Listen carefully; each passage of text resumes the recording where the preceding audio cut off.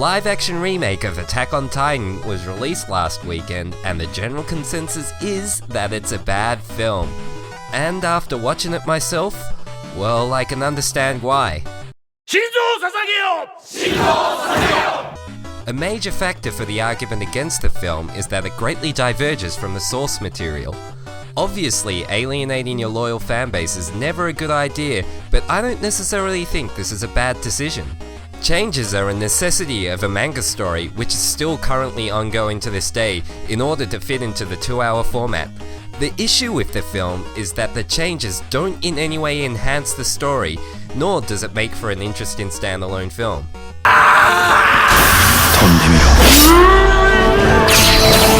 Take for instance the three main characters of the series. In the manga, Eren is courageous but clumsy, Mikasa is physically strong but emotionally stinted, Armin is kind and intelligent but a coward. Notice how the three character dynamics all complement each other? Their weaknesses are covered by their strengths. It's a clever way to show why each need each other. Eren is the heart, Armin is the brains, and Mikasa is the brawn.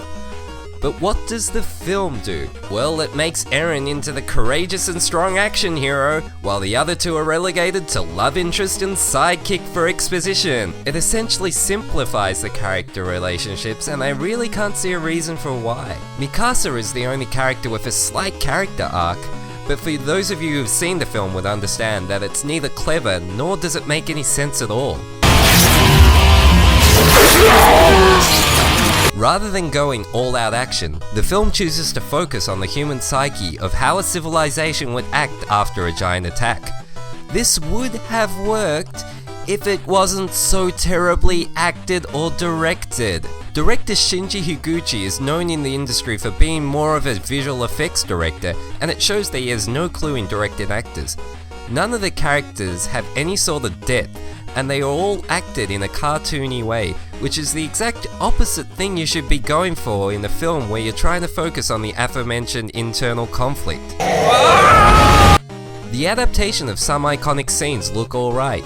The 3D maneuvering gear is adapted well for the big screen, despite a few deal-breaking blotches in the CG. But none of the big scenes feel as though they belong in the film. The 3 set pieces, yes, only 3 in a 2-hour long film, lack any sort of context or motivation other than, a giant appeared, we need to hide.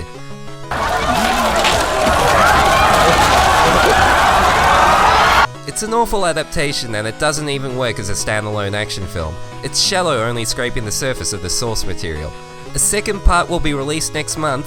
Yes, the film is doing a Mockingjay, but I wouldn't get my hopes up. It's nothing more than a cash grab. Fans should stay well clear of the film.